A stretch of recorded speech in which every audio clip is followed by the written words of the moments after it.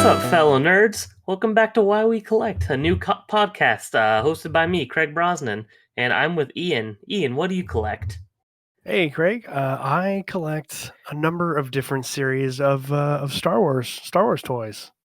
Ooh, very interesting. Yeah, Everyone and their mother is a Star Wars fan, so I'm sure a lot of people will be excited to listen to this and get some insights on someone who's very into the figure scene, because I know that there's been a lot of ups and downs, whether it be originals, reprints, newer black box figures, and all these different things. It's a pretty varied topic, even though it's only about one series, which is very interesting.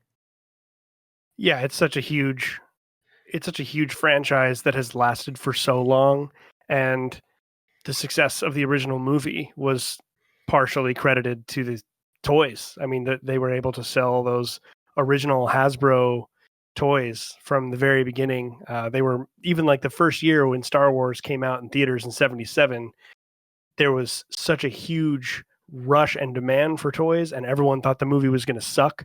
That even though Hasbro, I think it was actually Mattel, maybe that had the deal, whoever it was, they had the deal for the toys, and they didn't make hardly any because they didn't think anyone was going to give a crap about the movie, and so they had to create these little cardboard boxes that basically said you could buy it for your kid and it was like a certificate so that next year you could turn that in for however many number of figures you wanted because they didn't make any. God, that's so funny. I love This is that. crazy. So, for the uninitiated, this show, Why We Collect, we'll do some housekeeping real quick. This is just a show about collecting anything and everything in general. I like the idea of collecting. I find the motivations and passion that people have for different things fascinating. And I just wanted to make a show talking to people that collect different things so people can get some insight on why people love things, whether it be Star Wars toys or Pokemon cards or post stamps or whatever it might be. And if anyone else out there is into what we do, we would appreciate likes and shares and all that stuff. We're a new show. I do another podcast as well called Blood Monsters and Fears, where I review horror and monster movie podcasts, and our guest here is also a host of a podcast. If he wants to talk about that real quick. Oh yeah, thanks, man. And we're just a bunch of podcasters around here. Everyone's got Yes, one. we are. I co-host a show called The Solo Gamer, which is exactly what it sounds like. Just basically a celebration of single-player gaming.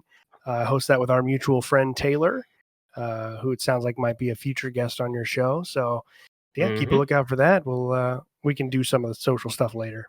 But yeah, it's No, yeah. really cool. I really appreciate having me on the show, man.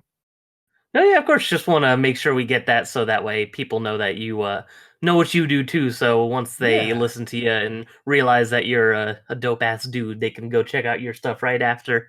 But Or if they hate yeah, me, they tell can me just go and block it right from the beginning. either way, right? I guess This straight guy to the point. sucks. So why don't you tell me, where does the love for Star Wars begin? Tell me from the beginning what made you a passionate Star Wars fan. Yeah, I don't think it's a incredibly rare story. Um, just like the rest of us, most people who are huge Star Wars fans, it starts at that really early age. Grew up in the early '90s. My brothers were big fans. Even the little light switch panel was C3PO and R2 standing next to each other on Tatooine with the night sky in the background. So I That's don't awesome. even really know, to be honest, when I became a Star Wars fan, because Star Wars was on the TV constantly when I wasn't even aware of what was happening. So it's just Hmm. kind of always been there. So it's almost like a family member, It's just like That's funny. I get you. I love it, I hate it, and everything in between. No, I understand. I similar for me, not the same thing, of course, but I have that same relationship with Godzilla and all those films. I know Oh, it's there you not go. nearly as popular, or iconic, but like I think my it's earliest memories are basically just watching Godzilla movies and sitting in front of the TV as a kid. So it is. I mean, I don't. Maybe it's not as iconic now, just because it's not as. I don't know. I feel like overall, I feel like Godzilla's up there. I mean, it's right up there with some of the. true. Everyone knows what Godzilla is. Yeah, that's Everyone. true. But yeah, it's the same thing. It's like I grew up with it. I don't know when I became a fan or how or Yeah, why. I just remember always loving it. So it's cool to have those kind of weird connections with not even as much of a person as much as media. Like I think that media can have that kind of impact on you where it's just as powerful or makes just as much of an impact on you as another human being can, which is really neat. yeah, and I think it makes sense. I mean, it's created by other human beings, and they're both Godzilla or Star Wars or Star Trek or Lord of the Rings or anything that, of the that kind of storytelling, universe building fiction has been popular forever, even before there were TVs or anything else. There's just something about it that we love that stuff right from the Hmm. get go. We're telling stories around campfires, so I just feel like that's all. That's all it is. That's all any of this is. It's just the evolution of storytelling. Yeah, and Star Wars is definitely one of the most unique when it comes to that. So whether for good or bad, but Yeah, I mean, for good for a while, and then we can get into that, I suppose, later. Actually, I was thinking about how the new movies have kind of affected my looking the way I look at my collection and all that too. So no, it's yeah, and I'm definitely sure it impacted. does. Because I mean, there's certain things where it's like there's been I'm a very much a completionist collector with a lot of things I collect, and there's some stuff I'll avoid completely because I'm like I don't want that one thing because it Yeah, tarnishes the rest of it. As silly as it sounds, but I think that's something a lot of collectors can relate to too. So. certainly. Yeah, most definitely the case. So I haven't Hmm. really come to terms with that yet. I haven't decided. I have a few things here and there. I'm like, I don't know if I want to keep these or not. We'll see. I understand what you're saying. So, do you have a large passion for toys in general, or is it mostly just the Star Wars toys? It well, it kind of it routes off. So the Star Wars, and I had said this in the initial message that I had sent you to talk about doing the show from the beginning, was this idea that I didn't start this collection as a collector. A lot of Hmm. the toys that I have that are the basis of my collection were actually from my childhood. So I don't have the boxes for some of them, um, but they're so it's kind of this weird hybrid. It's turned into a collection because I decided at some point, you know what, I don't want to get rid of these. In fact, it'd be kind of cool to get the rest of the ones that I didn't get as a Yeah, I kid. get what you're saying. So I I don't really have a lot of other toys outside of that. I have a few here and there. People have noticed, like, oh man, this guy has all these like Star Wars toys. He probably appreciate some kind of toy of other franchises, which is true. And I actually leave those in the Hmm. boxes. So I've gotten a few different xenomorphs in my time. I have in Oh, boxes nice. still because I love Alien. I've got a slasher from Dead Space that I left that in the box. So I have a few things that were kind of gifted to me. I have some Lord of the Rings ones. I think because people just think, well, I know he likes this and he has those Star Wars toys, so maybe he'd like that too. And I do, and I like them and I'll Hmm. keep them. But I don't. I'm not continuously adding anything else other than Star Wars. And then it kind of Hmm. breaks off, and I have like a lot of video game statues, so I have like a little mini collection going there. But no, not too many other toys. Hmm. Do you have specific lines that are your favorites, or certain lines that you collect more frequently, or do you just kind of pick up whatever you find? Do you get everything? Yeah, that's an awesome question.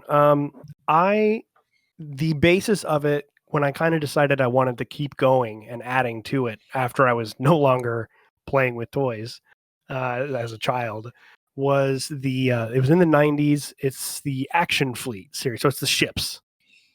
Um, they're small, so they were made by Micro Machines. So they're like Oh, interesting.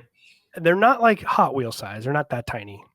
Hmm. They're probably between like 4 to 6 inches in length, and they're just hyper detailed little ships. I mean, they just look like models. I feel like they just. I'm going to sound like an old man here. They don't make them like they used to, but I do feel that way. I mean, the amount of detail that went into the Star Wars Action Fleet series is just absolutely incredible. I just, whenever I look at them, like I can't believe that this was like a $8 toy because this thing they could charge so much for this now. Oh yeah, definitely. It is interesting. I feel like, especially, well, what year was that? Do you know by chance? This Action Fleet series started around the same time that they started doing the Power of the Force stuff, Hmm. which is the action figure line, and I believe they started in like '96 or '97, so it's like late '90s, and then Action Fleet went all the way through the prequels and stuff into like 2005 or six before they stopped making them. Wow. That's long for a toy line to be going. That's It interesting. is. And I might be a little bit off with that, but I know for a fact because I've looked up Action Fleet and it's mostly original trilogy stuff, but there are Action Fleet stuff for pretty much every prequel. I think they would update the art and the packaging and all that until they eventually. I think Power of the Force was around for a really long time too. So both of those were probably some of the longest running toy lines for Star Wars. It seems like. Yeah, that's really interesting. I was gonna say, just because assuming the year, I figured it was probably either 80s or 90s, but I always found it interesting with figures from that time. It always seems to be very hit or miss. Their quality and the quality control of the figures as well. It seems so loose back then. Like some things are perfect Yeah. and some things look like they're from the dollar store. Do you get pretty picky when it comes to purchasing new ones? Like, do you get stuff that's brand new? Do you get stuff that's only in like pristine condition? Do you just look for the best deal? How do you go about that? Yeah. So the thing is, with Action Fleet, and I do have some other things that I collect outside of Action Fleet. That was just kind of the starter of it. But with Action Fleet Hmm. specifically, um, because they don't really make them anymore, I can't. I have a hard time finding ships from the new movies that are. It seems like they make these huge ones that fit like a full 6-inch action figure.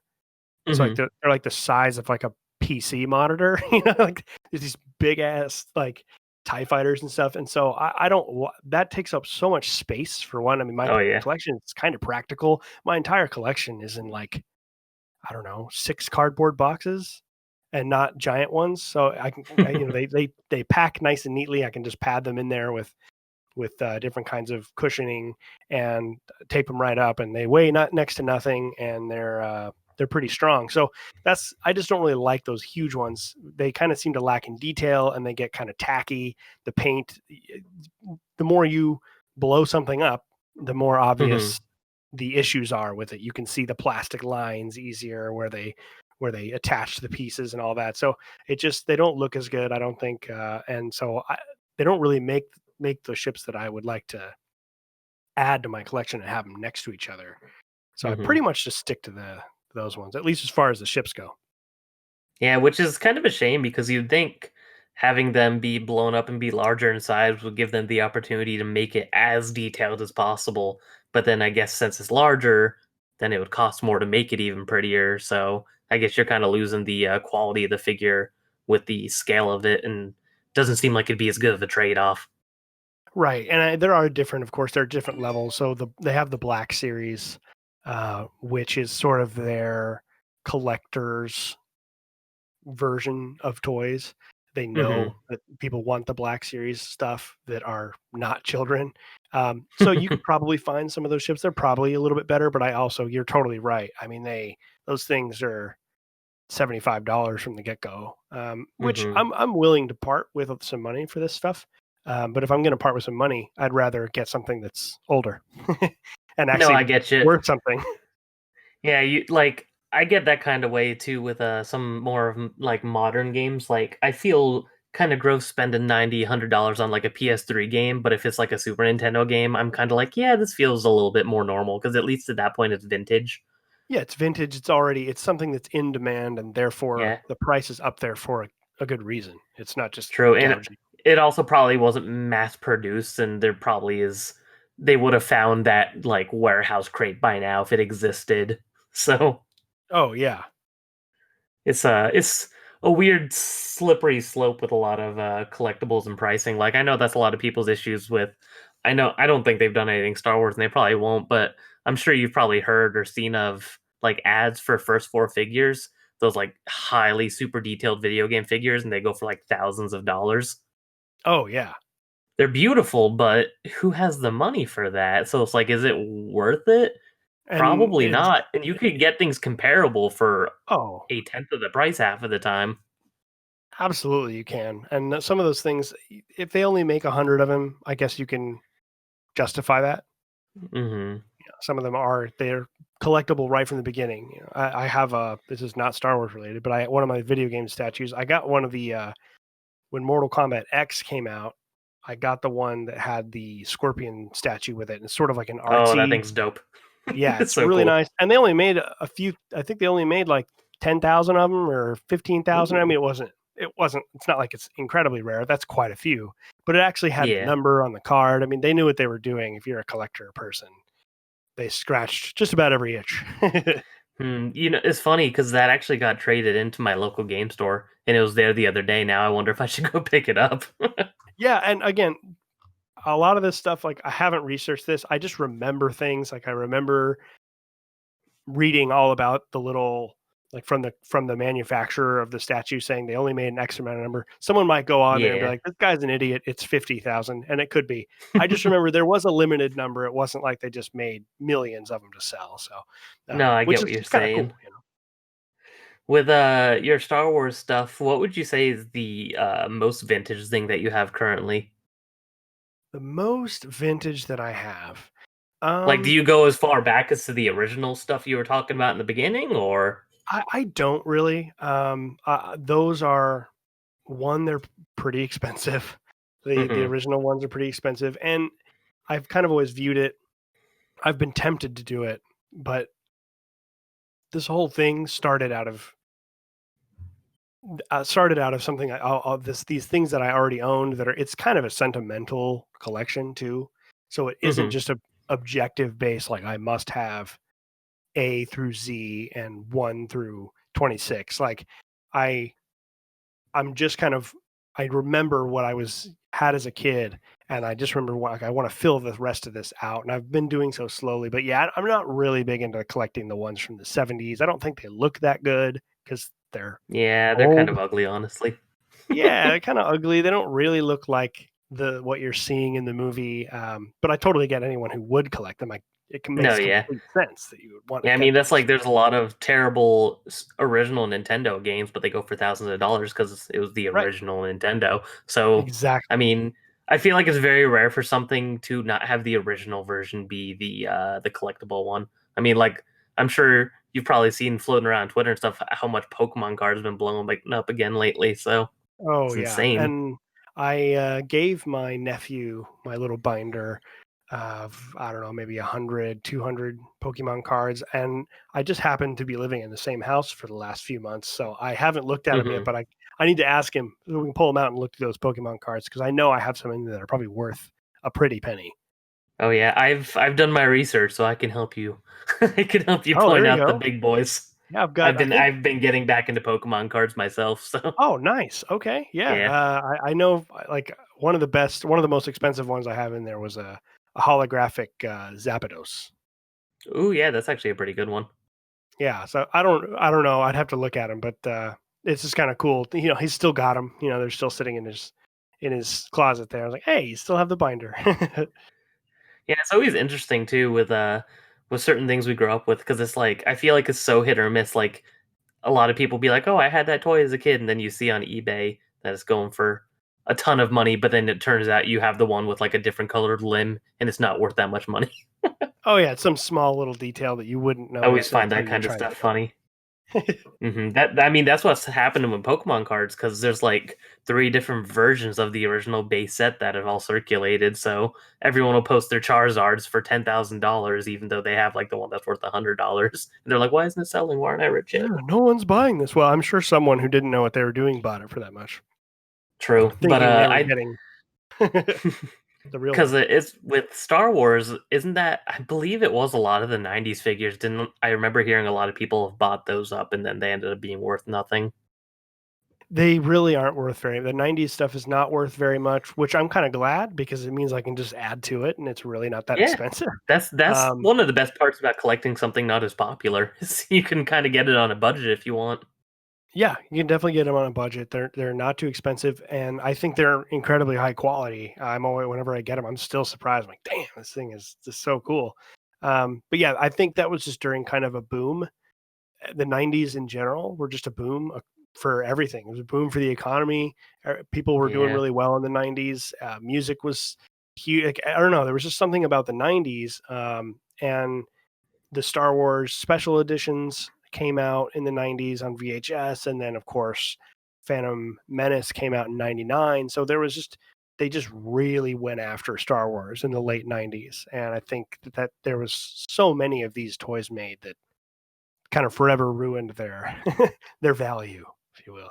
Yeah, they're neat, but yeah, it's funny how they're worth practically nothing. But I guess that's kind of the risk you have to take too. A lot of people like to treat investing or collecting like an investment, which I don't think anybody should do. Because I'd say 9 out of 10 times you're going to lose your money because no one can predict the future. But Right. If you're into collecting for investment, you may as well just get into investment banking and go into the Wall Street exactly, world. just exactly go into stocks. Don't go and Right. buy up the PS4 game you heard didn't get a large print run.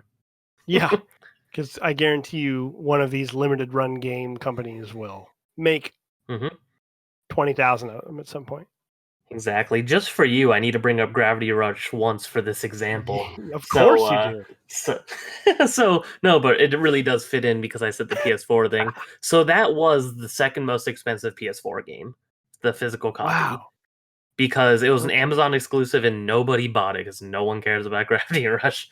And about a month ago, GameFly, which I didn't know existed still until about a month ago, they started renting out copies. And with GameFly, as you may or may not know, you can buy or keep your copies. And you could keep the copy of that for $60 opposed to the $150 that Gravity Rush was selling for the last 3 years. So the Wow. price on that is starting to plummet. And I think it's down to like $90.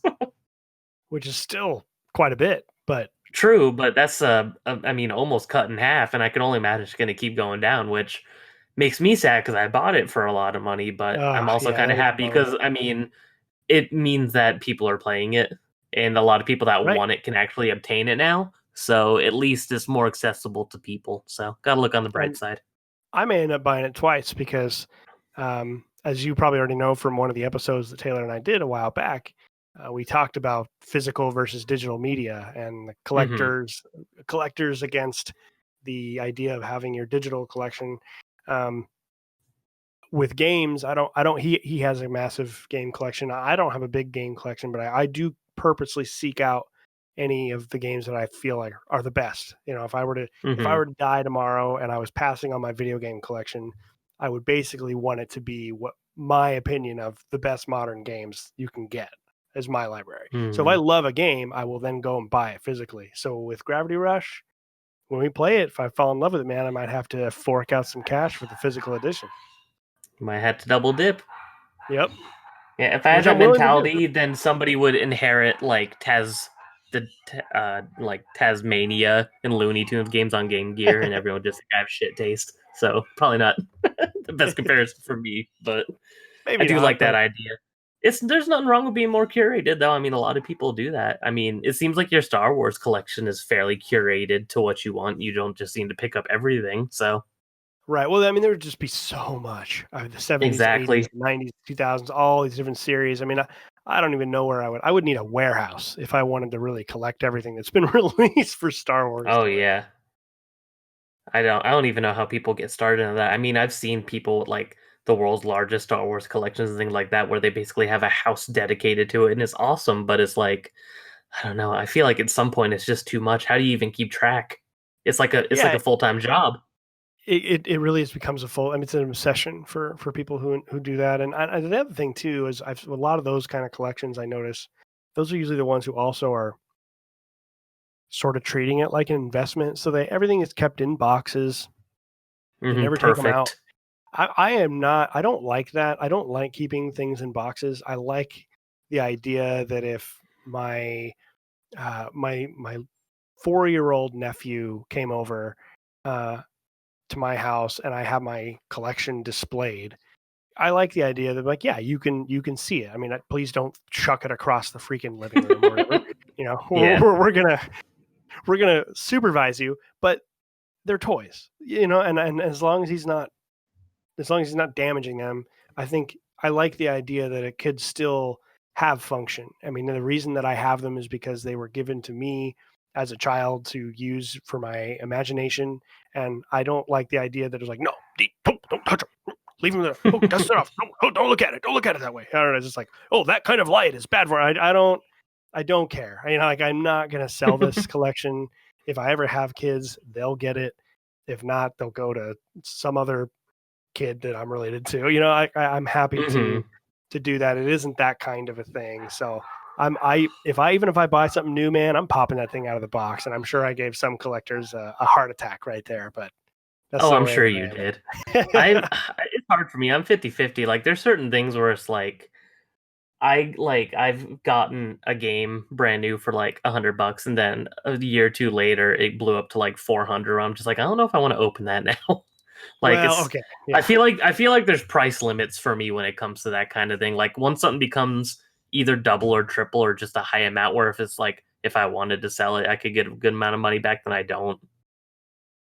No, that makes sense. And there are some that would be like that. I mean, I have looked recently. Kind of the holy grail of Action Fleet stuff is the Super Star Destroyer, which is in the episode 6. It's just this ridiculously giant Star Destroyer. It's really cool looking, and in the box, I mean, it sells for like $350. Oof. So and outside of the box, it sells for like 200. So I would probably, as long as it's in good condition, I would probably end up buying the one without a box, because I'm not going to buy something that's 350, 400 and then pop it out of the box. Yeah, exactly. It just feels dirty at that point, right? Well, yeah, at that point it's just stupid. I mean, I might as well just take $150 and just burn it. Exactly. Yeah. Usually my rule of thumbs with things is if it's within 20% of being brand new or just like open, then usually I'll just get the new version, because at least then if I plan on opening it, it'll at least be considerably better because it's brand new. Yeah, that makes sense. Yeah. Would you say in general that's like your holy grail overall? Is there anything else that like you really want to go after one day? Like what is the goal item? Would it be that? Yeah, it probably is that one. That I've been looking at that. I've been looking at those on eBay for a long time, and there's been a couple of times where I almost pulled the trigger. I do have the regular Star Destroyer in Action Fleet. It's about a foot long. Again, same with the rest of them, just hyper detailed. I mean, the amount of detail in the thing, I just cannot believe it, even now. And that one's worth like 75 out of the box, so it's not even close. But yeah, as far as Action Fleet, that's probably, I have a couple more that I need to get, but most of the ships sell for 20 or 30. I suppose the other one of the ships, there is one called a TIE Defender, which is a TIE fighter variant that is not in the movies actually, but it got popular enough in the expanded universe and in video games and stuff like that it got turned into an Action Fleet ship, and those are really expensive. So those two, as far as the Action Fleet stuff goes, those two are probably the kind of the double holy grail there. That's neat. You'll have to send me some pictures of these. I'm curious to see what some of them look like, because I've never seen any of these figures that you're talking about. Yeah, and I just looked it up right now. I'm looking at a Action Fleet series TIE Defender, out of the box, pre-owned, selling for $250. Wow. So those are getting up there, and the one in the box is not too much more than that. So I don't know why, if you're a collector, why you'd buy the one out. So sometimes some of these people are just trying to gouge you, but yeah. So you're looking Definitely. at a couple $100 to get that one. So I only have like 2 left on the Imperial side that I have. I pretty much have every TIE fighter variant outside of that Defender. I'm getting close. Do you have a specific way that you keep track of all your stuff, or is it just all in your noggin? It's small enough to where it's in my noggin. Now it is starting to grow, because I do also go for some of the newer action figures. I'm not a big fan of a lot of the Power of the Force 90s action figures. They have kind of a buff He-Man thing going on. Oh, I know what you're saying. Yeah, they've got these giant shoulders and like chest, and they're kind The of tiny ass squatted. head on top. little head, and they have very limited articulation. It's like just at the shoulders and at the like legs. So they're just not very good figures. And I like to be able to put the figures out and Like make pose cool them little and stuff. poses. Yeah, totally. So that's kind of the next part of my collection. I have my goal is to pretty much get the Black Series for every single like Stormtrooper variant out there, and I've got a Ooh, that'd be bunch of them. cool. Yeah, I'm a big like Imperial guy. I like the bad guys. I've always liked the bad guys, so I have a ton of them.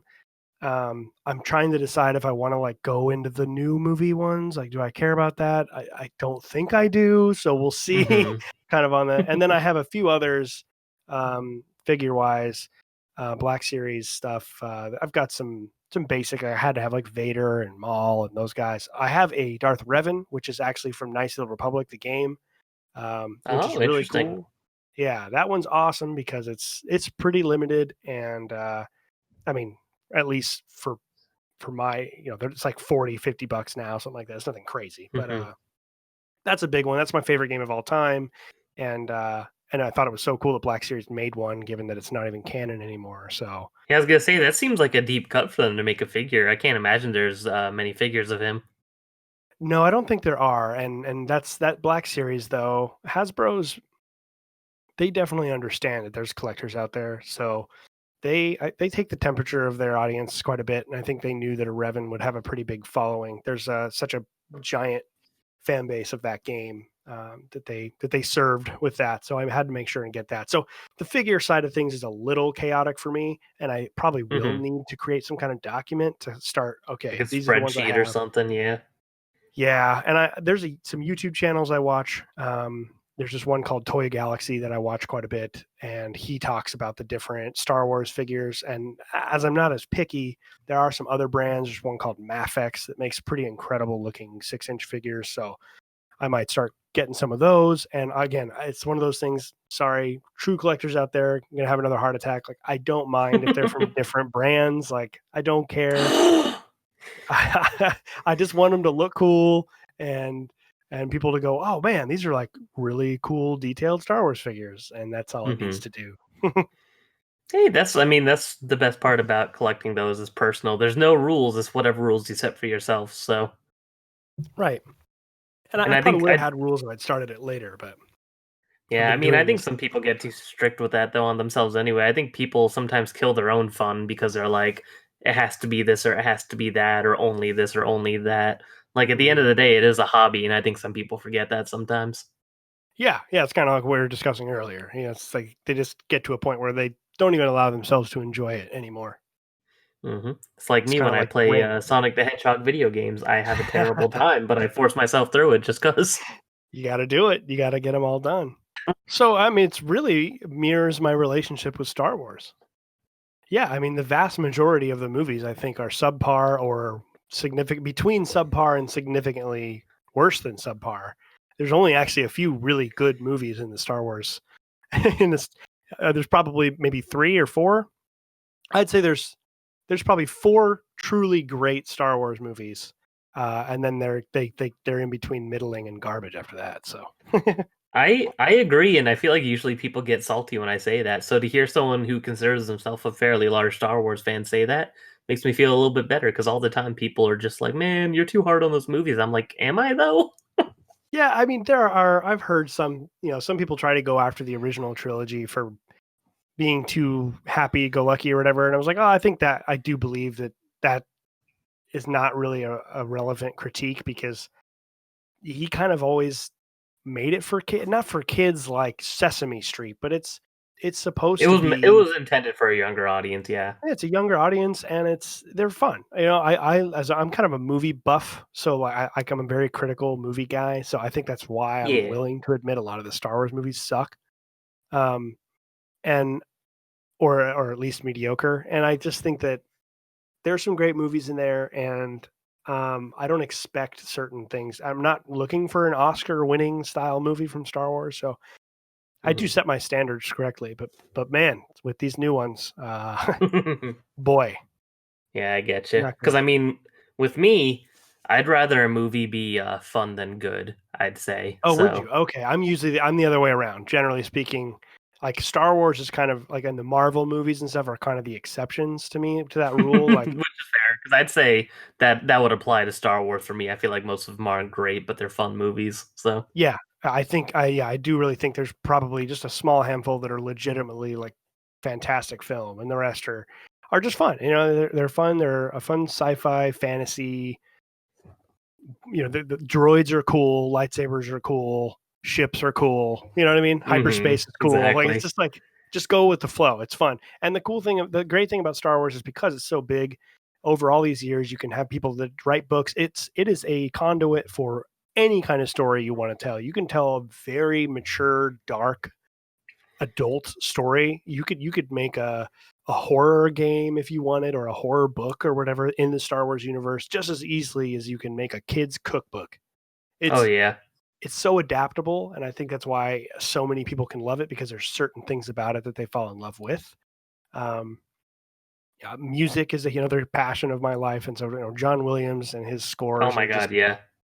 legendary. I mean, he is It's our modern incredible. day Mozart. You know, I would say so, yeah. He's always been like not even just in terms of like film composition and stuff, like he's top three musicians for me, period. So I would completely agree with that. So I just think there's so many different elements of Star Wars that, yeah, I know the movies aren't that good for the most part, but man, I'd still love it. You know, it's still such a mhm. huge part of my life. So it's weird. It's a Would weird relationship to have with something because I'm just constantly disappointed. It's like having a drug-addled family member. You know, you're just like, I love you, but man, I don't know what to do with you, and I don't know how to help you. Sad but true, shit. But so would you say it's mostly the world of Star Wars that makes you love it then opposed to the films?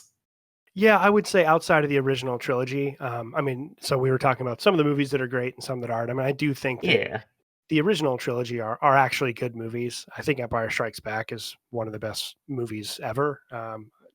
Even taking out the Star Wars, I think it actually holds up as a really fantastic movie from script to direction to Yeah, it's excellent. cinematography. It's just incredible. And so I think the original trilogy, I would agree with you. I'd say yes, it's pretty much the world, and then of course those movies. Those movies are everything. They're the kind of the Bible of this whole world and this whole idea of Star Wars. Like you don't get it from there. It all comes from those three movies. Um, Mhm. but yeah, there's so many books I've read, and like I said, like Knights of the Old Republic is my favorite game ever, and there's gaming is such a huge part of my Star Wars experience as well. There's so many great Star Wars games out there, Oh yeah. and they can just keep doing it, especially when EA doesn't have the license anymore. Hopefully, How many years do they have left? One or two? They're close, right, to finishing that yeah, license? they had that 10-year deal, and that started in like 2013 or something like that. Oh man. Uh, Still have a few 12 or years then. 13. So we still have a few. It's somewhere in that range because I remember they kind of announced that, and then the first Battlefront EA Battlefront ad dropped like 6 months later or something like that. So it had to have been near. And then that launched with the movie in 15, which is the Oh first. yeah, that's right. So it has to have been like 13 or 14 that they got the deal. So yeah, I think we still have a few years left. And knowing Disney, they don't care, so they'll No. probably just renew it. They would have done something long ago if they cared, so there was enough backlash where stuff could have gotten done. Yeah, I mean EA has been making a mockery of all their sports licenses too, and none of those, the NFL hasn't cared to take it away from them. So it doesn't really they don't care as long as it's printing money. Exactly, and that's all that shit does. So Yeah, you put Star Wars on it, you put NFL on it, it's going to sell. unless it's Solo, because I'm pretty sure it's the only Star Wars movie that didn't do great, even though I like that one. Oh, that movie was fantastic. I see. That's one of That's the like ones one. I count. That's probably my second or third favorite Star Wars movie. Honestly, Empire is my favorite. So Yeah, Empire is my favorite. I would probably have to start my ranking with some order of the original three, and then mhm. the two kind of interstitial Disney movies, Rogue One and Solo, are the other two that I would call really good movies. Yeah, Um, that would have been my guess. I was gonna say Rogue One seems to be one that really resonated with a lot of people. yeah, I think I'd put Rogue One maybe even above the original Star Wars movie. I think it's absolutely fantastic. because it's just this idea. There's just this feeling of Star Wars. Star Wars has a specific aura about it. Yeah, When it you're really has a watching a magic, movie, even like Disney and stuff. Like there is a Star Wars magic, definitely. there's definitely a Star Wars magic, and you don't. It's one of those things where it's hard to describe to anyone. Someone either knows it or they don't. But when you're watching a movie, you know that it has it or it doesn't. And Rogue One is one of the only Disney movies, maybe the only Disney. I like Solo, but I don't even think it feels that Star Warsy No, necessarily. it's different. Yeah, it's No, it's different. different, which is fine. It's different. It's still good. It was well acted and had all the fun twists. It was a good movie. It was a good heist movie. Hmm. But Rogue One felt like like Star. I was like, wow, this is exactly what I wanted from a new Star Wars film. Hmm. It was The just last 20 fanfare. minutes of that movie is like the best 20 minutes in all of Star Wars. So Oh my just god, that whole yeah, that. sequence of events. Oh, it's absolutely incredible. I mean, it's like basically all you need a little band of characters that need to get something done. You have them go through their little thing, and then you end with a giant space battle, and you have a Star Wars movie. So And good. that's all So Rogue One good. was. It's perfect. Yes, I really did like that one. Is that a movie that got a good line of figures with it? I'm sure they got like some black Yes. box stuff and stuff. Yes. In fact, there was basically that movie was sort of what reignited that part of my collecting because I've always been doing the ships. Oh, interesting.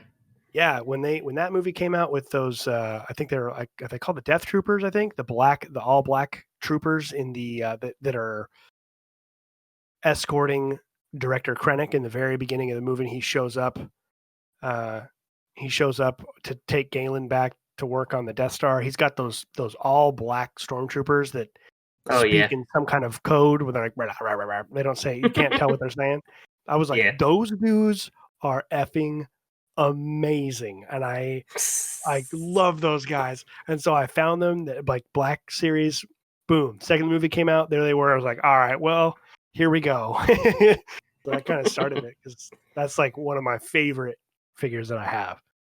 Oh, interesting. That's really cool. So, really, you started to get into the collecting of this around that'd be what 2016-ish. I'm trying to Yeah, think of when that this movie portion. came So out. I've been doing the action fleet thing for forever, on and off, for pretty much my whole life. But yeah, Hmm. the figures started much more recently when that movie came out, and I was like, oh, okay, like this Black Series is actually kind of a collecting thing. And then I found that YouTube channel and found out about the other brands, and that kind of just kept it rolling because I already enjoy kind of hunting for the action fleet ships. So it's not like Hmm. something I wasn't already doing. I was like, I might as well pick up one of these figures too. There you go. Do you do most of your shopping on eBay, or how do you usually go about hunting down your figures and your ships and stuff?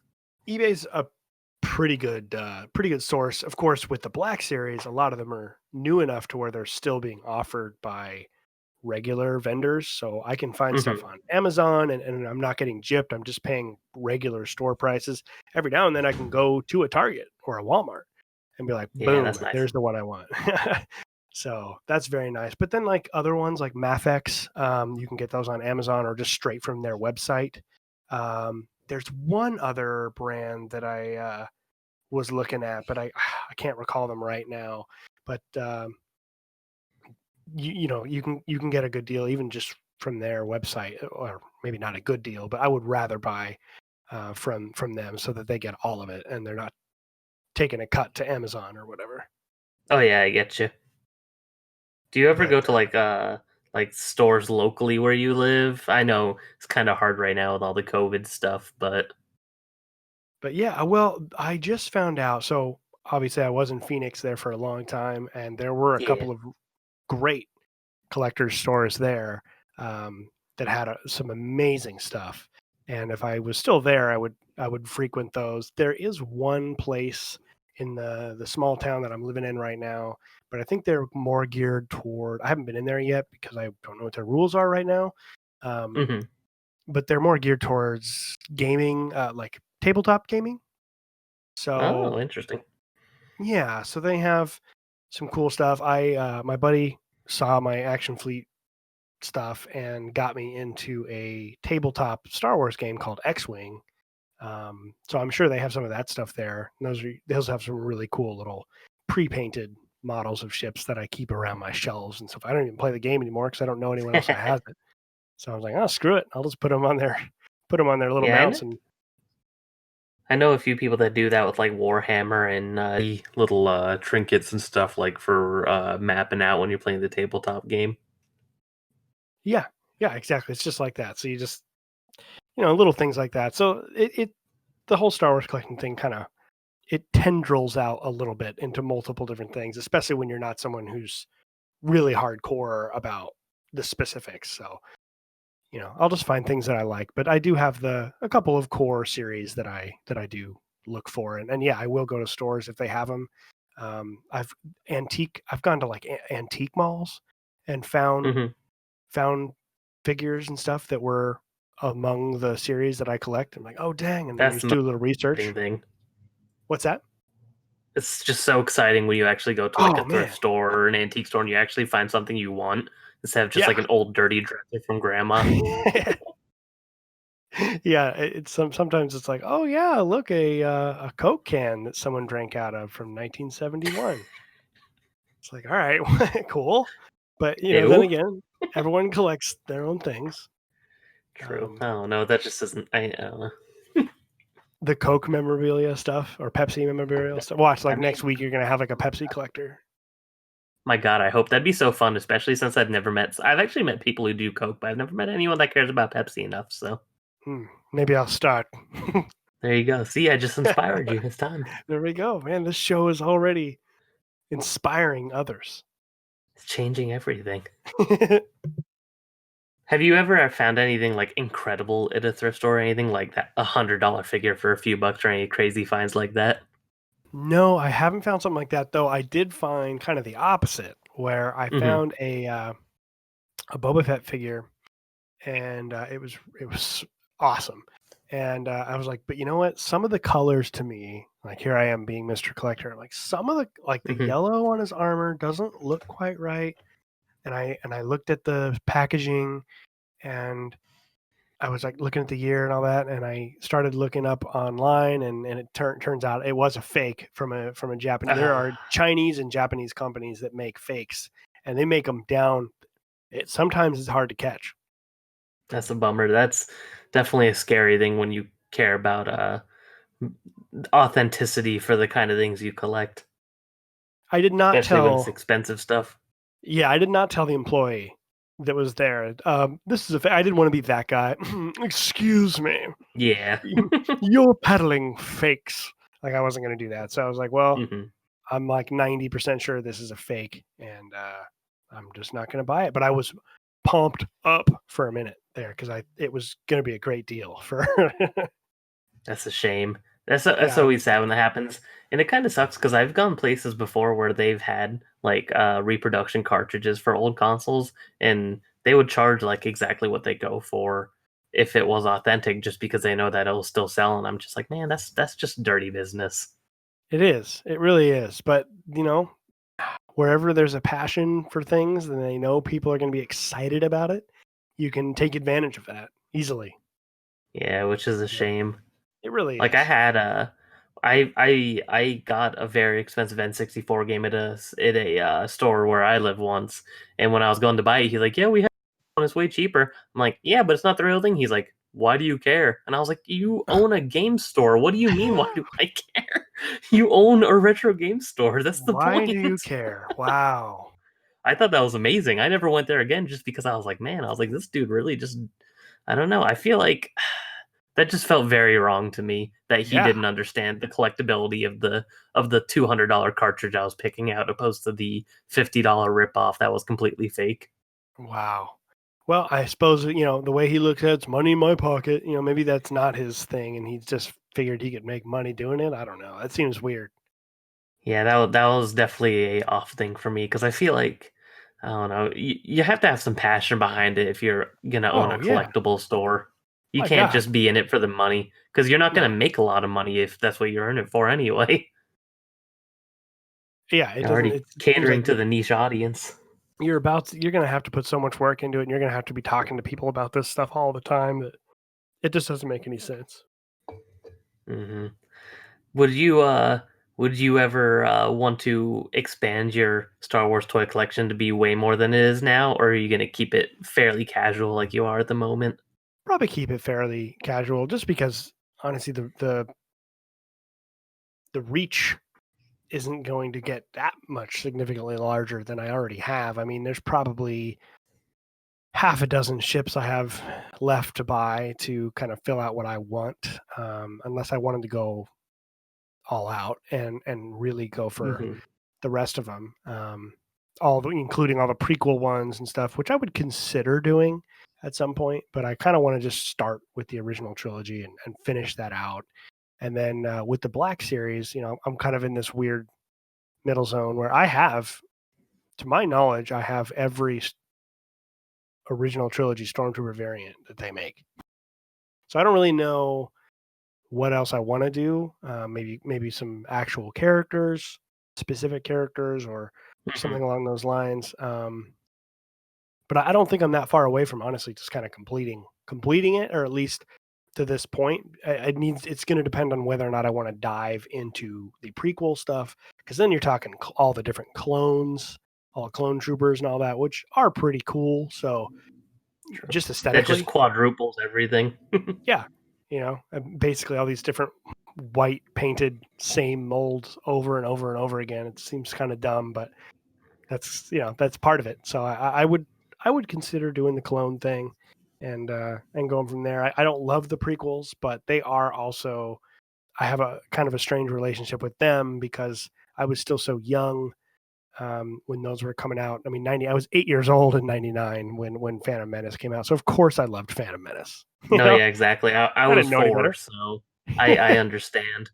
It Yeah, was like I remember seeing that in theaters, and it's like you see a kid close to your age going crazy in a dope ass spaceship racing a million miles an hour. Of course, any kid is gonna love that.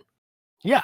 Oh yeah. I mean the pod race was awesome. I used to run around my neighborhood with my dad holding our arms up in front of us, which were the engines to the pod racer, and we would bash That's into each awesome. other and I mean that's what Star Wars is. So the the prequels are weird because I loved them as a kid, and then as I got older and got into movies, I was like, wow, like these are terrible, terrible movies. But I still have a soft spot for them. I can still watch episodes 1 through 3 and enjoy it in this weird kind of way. I mean, I'm making sounds as if I'm in horrible digestive pain because some of the lines are just some of the worst written scripts I've ever witnessed. But What, you don't like sand?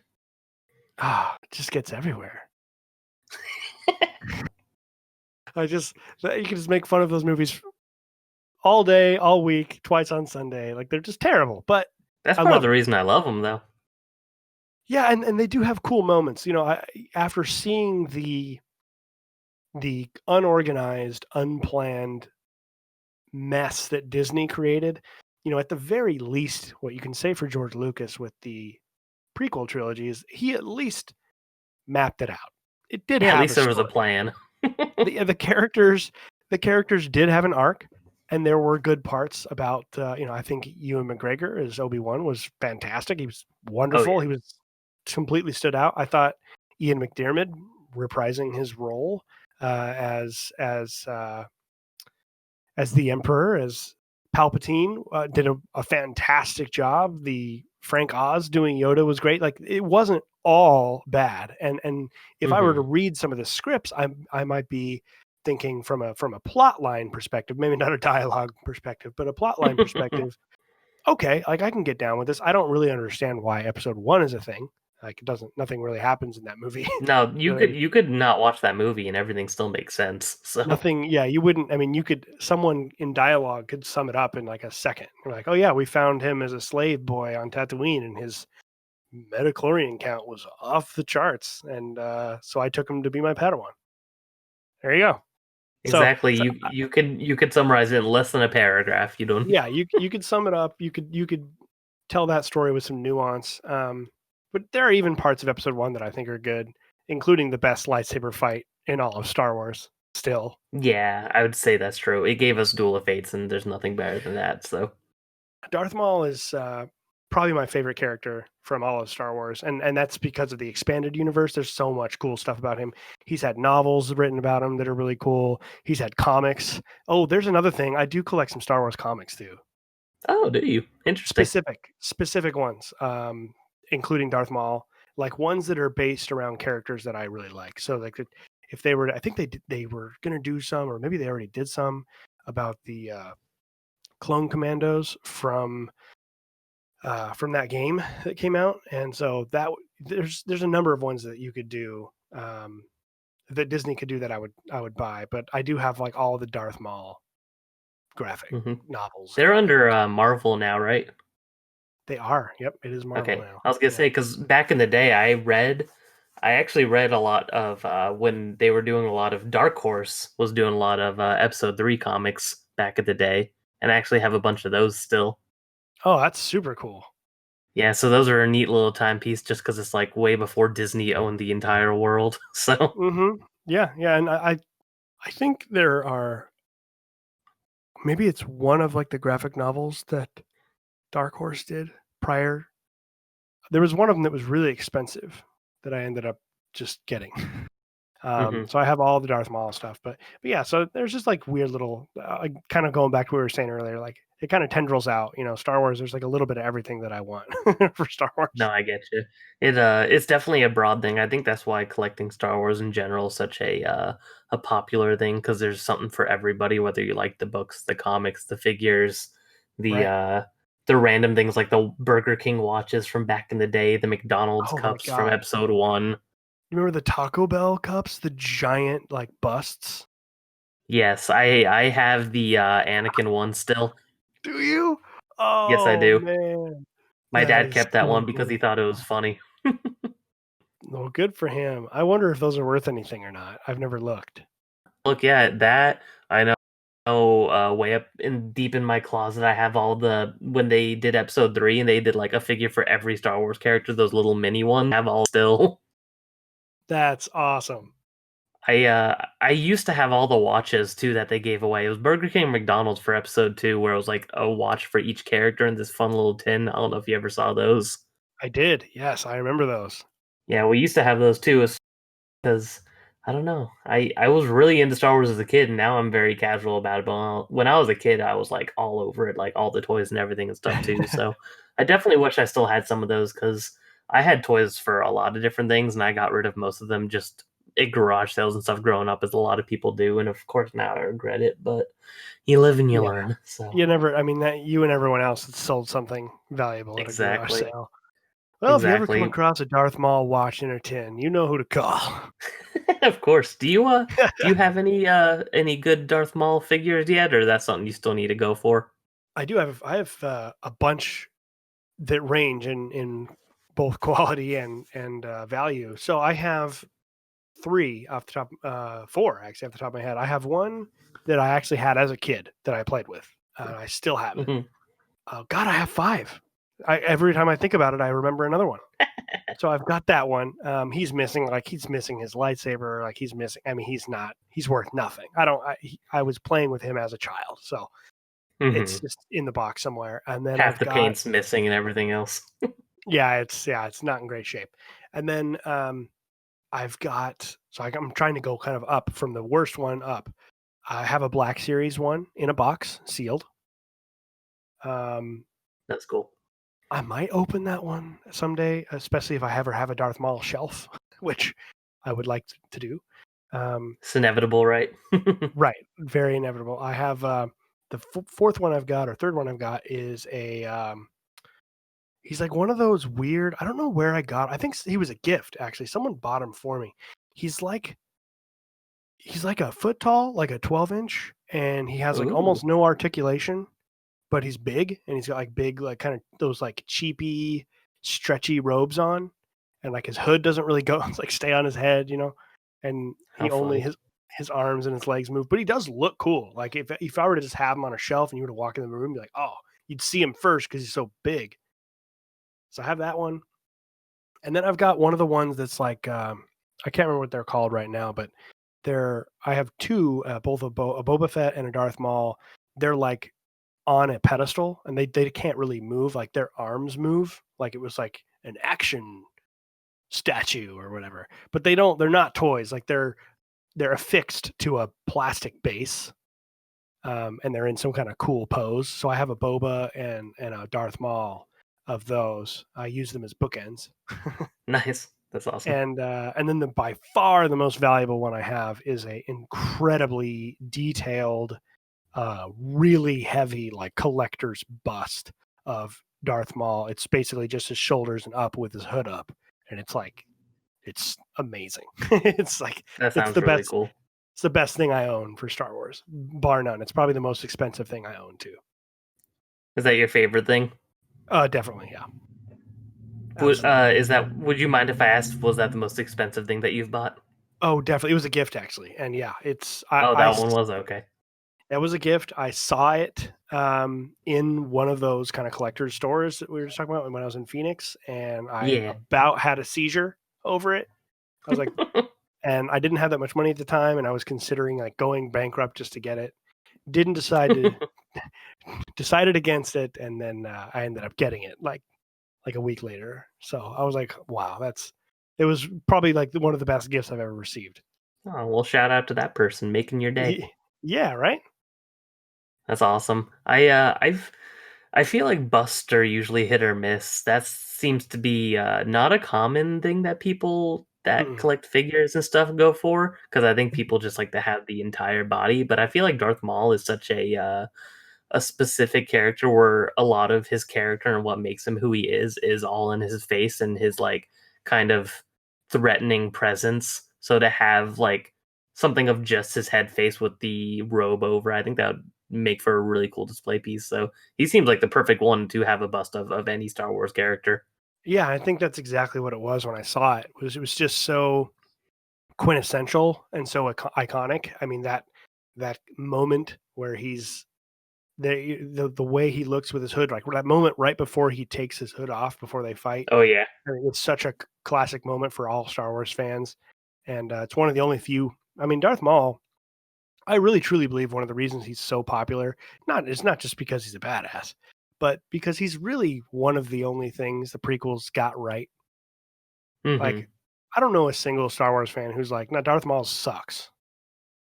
He's like, "No, Nah. he's He's the coolest totally thing about episode one. he's so cool. He's the coolest thing about the prequel. There's nothing else about the prequels from a cool factor that's as cool as it. I mean, he's the Boba Fett of the prequels.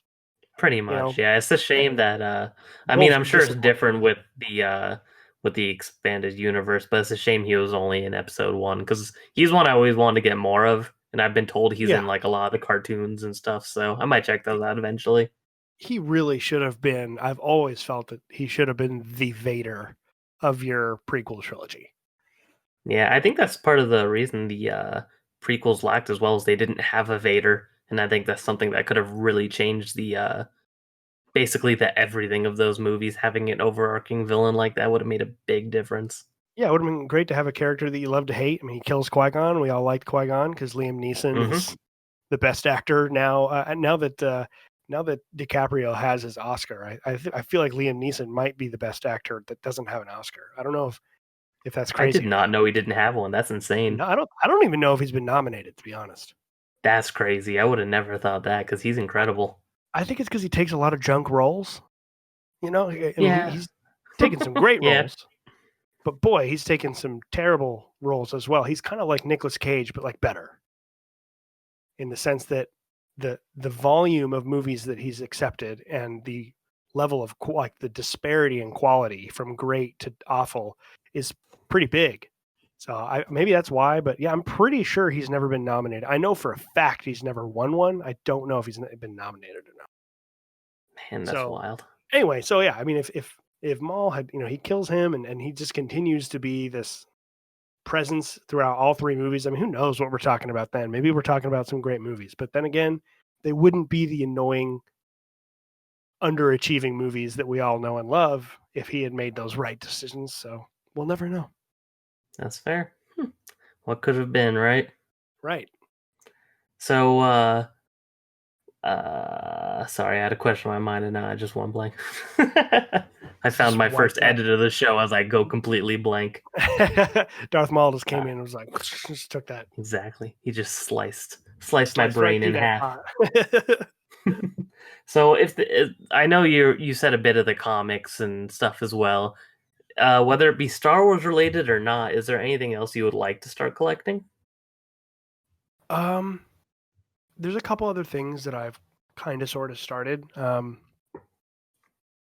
So one actually, I'm probably not going to be able to collect anymore. Hmm. Is because they don't make them, which is game guides. Oh yeah. Specifically, like the really nice collector's hardcover. I've got probably about 20 of these of some of my favorite games ever. Of the collect like the Prima collector's game guides. I don't even really use them. I just love them because they're just like this giant. I love books. I like books a lot. I'm a big history nerd, so I have a lot of like history books. I like to buy books. I'm Hmm. not someone who can buy what are those things? The Amazon. What are those called? Like Oh, that like the you read. Kindle books, or Thank it's you, just like the Kindle. ebook. Yeah.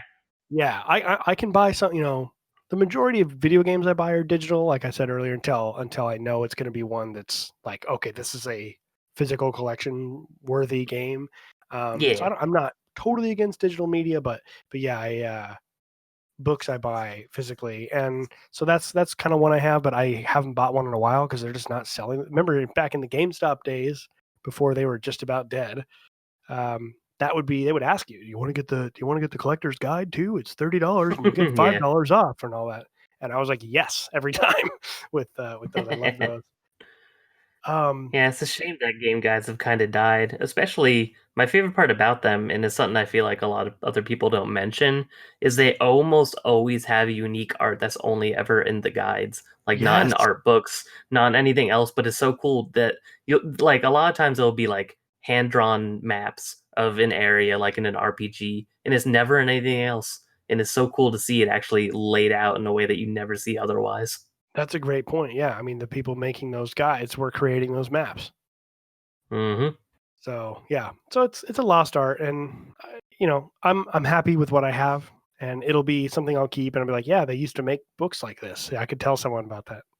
But and then another thing that I kind of have is I do have a kind of a big movie collection. I've got like I said earlier, I'm a big history geek, and I'm a big Yeah. sci-fi geek. If you could really water down or distill my passions in movies, generally speaking, it's going to be historical fiction or sci-fi. So I actually kind of have I have a whole thing of movies. They're not documentaries, like actual Hollywood movies that are based on history, and I have them in like this leather chest, and they go in chronological order from like earliest time period to newest. But those aren't That really like. is insanely nerdy in the coolest way possible.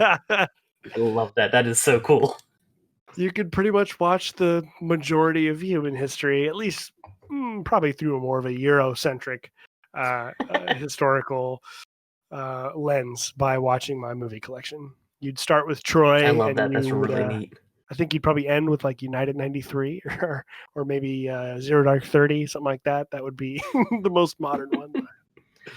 In many years to come, when you have children or like distant nephews or nieces or something, you need to throw 2012 in there just to completely throw them off. Yeah, I lived through that. They'll never know the difference. Oh man, I know they wouldn't. I mean, I could just tell them that and they would believe me That'd be awesome. I love that because idea. kids are stupid. Exactly. That's why we don't have kids. But yeah, any tips for people that want to get into collecting Star Wars memorabilia or anything like that? Anything you would let people know that might help them in their collecting journey? Or any closing thoughts on the idea of collecting Star Wars? Yeah, well, I think what we kind of did cover it. With the main thing for me is not don't I would say do it for the right reasons. Hmm. Don't worry too much about because if you're collecting Star Wars stuff, it's probably because you love Star Wars. And so like Hmm. it can be kind of easy to lose sight of that sometimes when you're like, oh, you really want this or you really want that, and there have been times where I've wanted something in the box for some reason, and then it wasn't available, and I ended up getting one that was, I was kind of bummed, and I got the one that didn't have the box. I don't even remember now. I don't even see the boxes for a lot of this stuff. So I don't know. I don't know if it's really a tip so much as just like don't let the outer world of, because there really is a world of collecting, and there kind of are these unspoken, it's like baseball rules, and sometimes people will break those rules and it's not really a big deal, but people will try to make a big deal out of it. There have been times where I've talked to people and I've told them that I like will take something out of the box and they just think you're a complete idiot. I don't know, just don't worry about that. Like just it's kind of fun. There's something fun about if you're someone who likes collecting, you're going to enjoy it. So just don't get to the point where you're no longer enjoying it. I guess that would be the real. Yeah. Because there's been times where I won't buy something for like a year, and then I'll move or whatever, and I'm packing up all of my stuff, and I'm like, man, I need to get a Y-wing. Like, it's just like one of those things, and then I'll do it. So it's just, I don't know. Don't let it.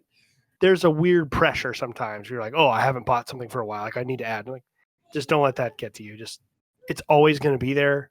These things will always be for sale. Unless, of course, World War III starts here in the next 4 years. You never know. In which case, we're probably all dead anyways, and you don't have to worry about any of it.